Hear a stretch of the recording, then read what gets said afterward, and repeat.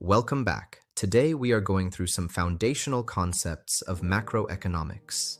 Did you know that in 2015, the country of Ireland reported that its economy grew by 26% in a single year? This is definitely a crazy number. So did the citizens there get 26% wealthier in that single year? No. What actually happened was that Apple and other tech giants moved their intellectual property to Ireland for tax reasons. The money was recorded there, but it wasn't staying there.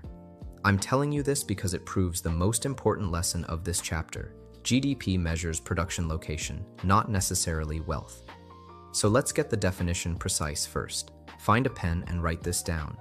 GDP is the market value of all final goods and services produced within the economy over a period of time, usually a year.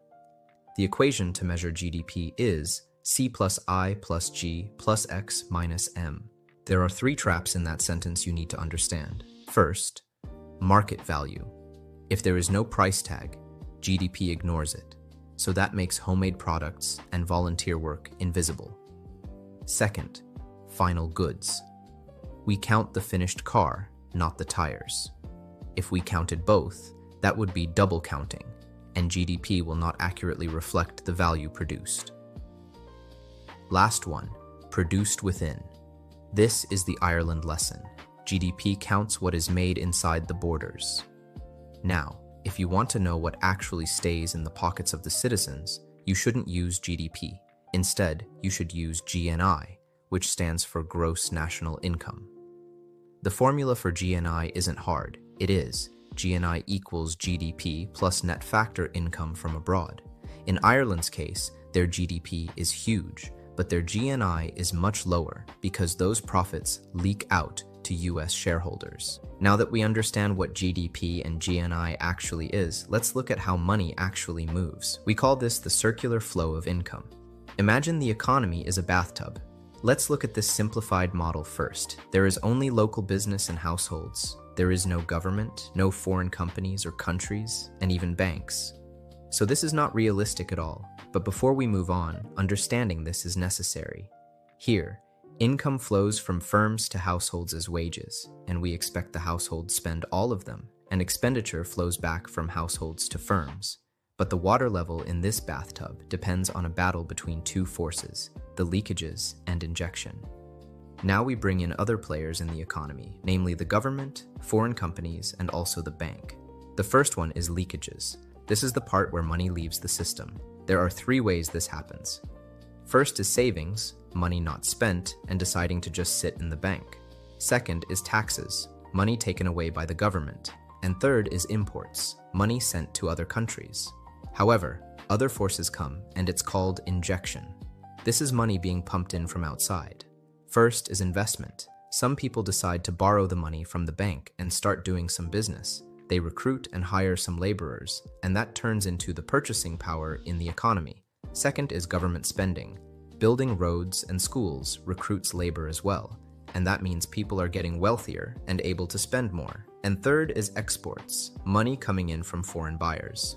Let me give you a real-world example, the USA in 2020. When COVID hit, households panicked. They stopped spending and started saving. That is a massive leakage. The bathtub was draining fast. So what did the government do if they wanted to keep the economy running? They turned on the injection hose.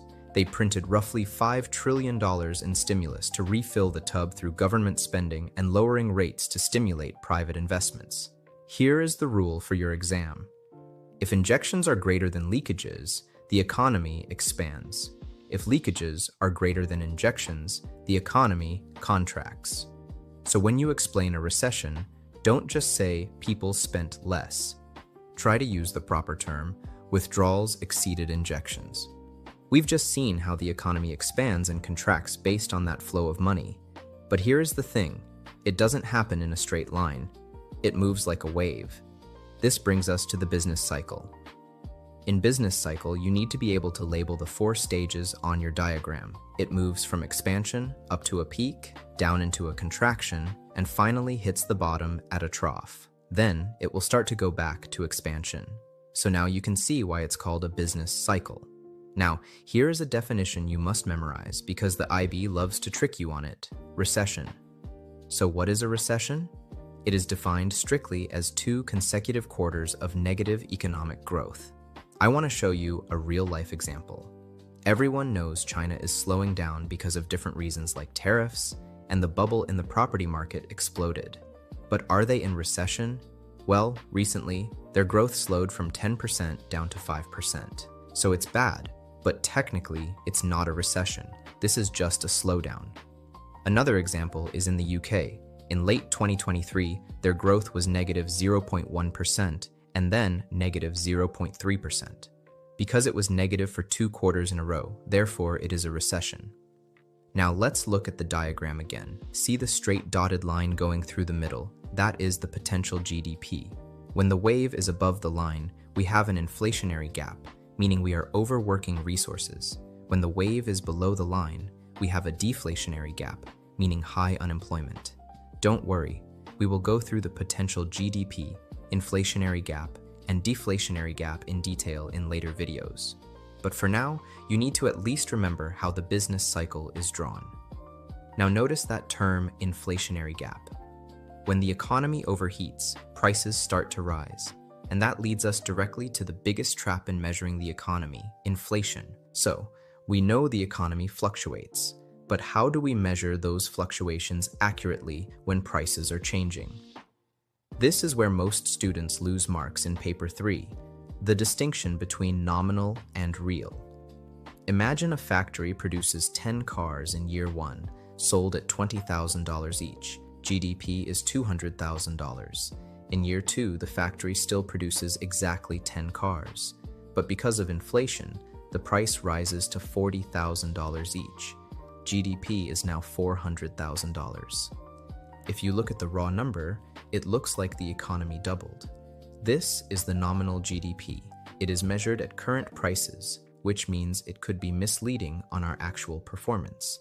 However, we all know that the output actually stays the same. So in order to fix this, economists use a base year. We take the prices from year 1 and lock them. We calculate year 2's production using year 1's prices. So instead of 10 cars times the current price, we calculate with the base year, and we have 10 cars times $20,000 equals $200,000. Now the number makes more sense. This is real GDP. It measures the true volume of output. I will give you another real-world example, Venezuela.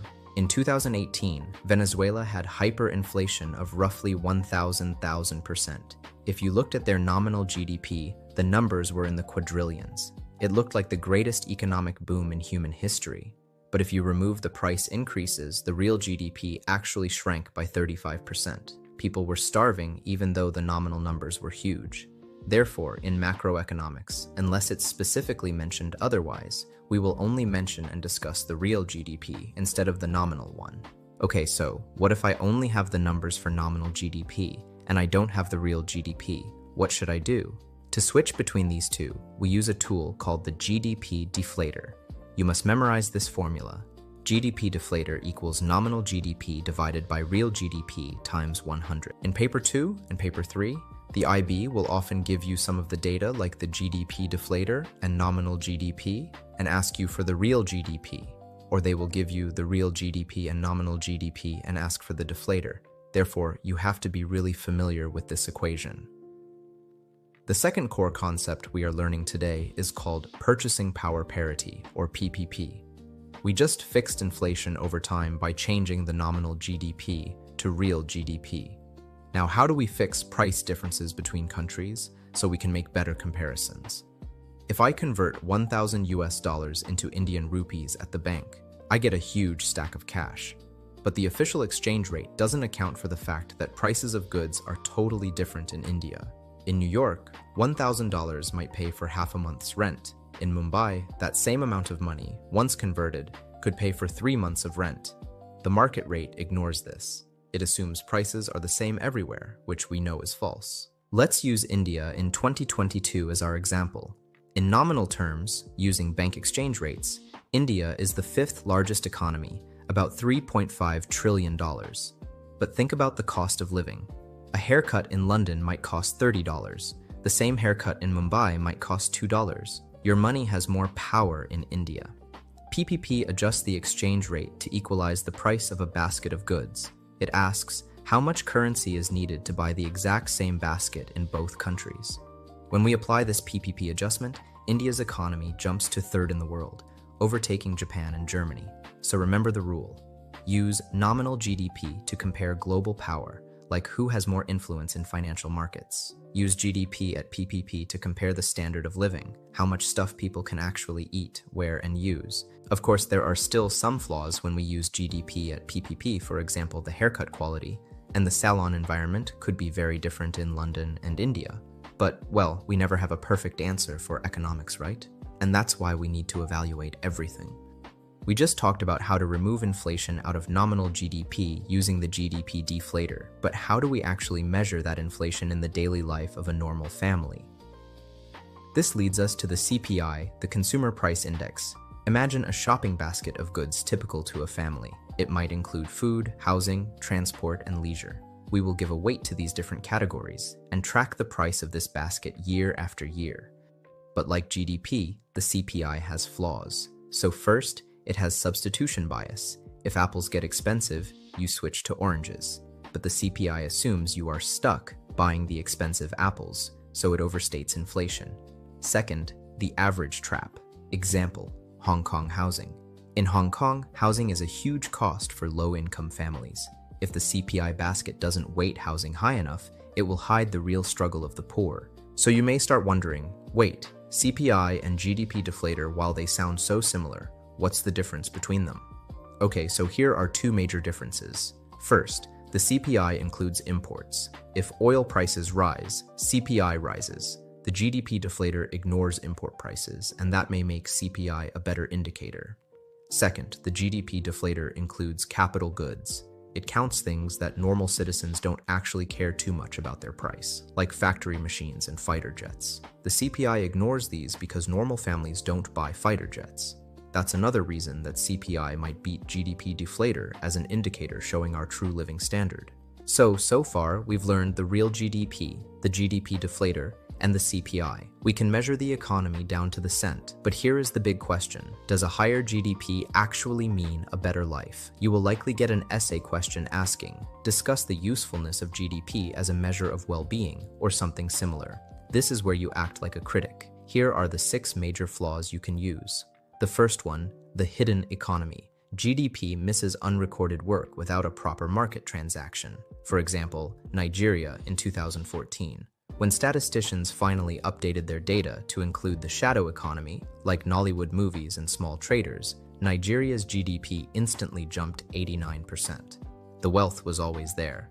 GDP just missed it. And in some places, some transactions are never done under the sun, like the black market or counterfeit goods. Second, non-marketed output.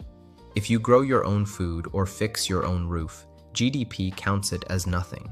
In developing countries, this means we massively underestimate how well people are living. Third, defensive expenditures. This is the big one. GDP counts disaster cleanup as progress. For example, BP spilled their oil in the ocean in 2010, and afterwards they spent $65 billion cleaning up the ocean. Believe it or not, this increased US GDP. We destroyed the environment and we cleaned it up afterwards, but the scoreboard said we were winning. In order to fix this, we should use green GDP, which is the GDP that subtracts the cost of damaging the environment. Fourth, quality bias. Example, the iPhone. A smartphone today costs about the same as one in 2007. Well, maybe slightly more expensive, but the rise in price is definitely not as high as the quality improvement. GDP sees very low growth in price, but the phone is 100 times better. GDP fails to capture this improvement in your quality of life. Fifth, the composition of output. GDP is value neutral. Spending $1 billion on healthcare increases GDP the exact same amount as spending $1 billion on bombs. One saves lives and everyone uses them. The other takes lives and we never really use them. GDP can't tell the difference. The last one, income inequality. You may find the sum of total output of a country with real GDP, and you can also find the average number by dividing by the number of citizens. However, if the rich get richer and the poor get poorer, GDP can still go up. You must always check the Gini coefficient to see the real picture. Also, Some other indicators, like the OECD Better Life Index or Happiness Index, also help us to have a better picture of what's actually going on in a country. So in the next video, we will study two important models in the IB syllabus, the New Classical ADAS model and the Keynesian model. I hope you enjoyed this video and that it helped you have a better understanding of economics. If it did, please press the like button and subscribe. See you next time.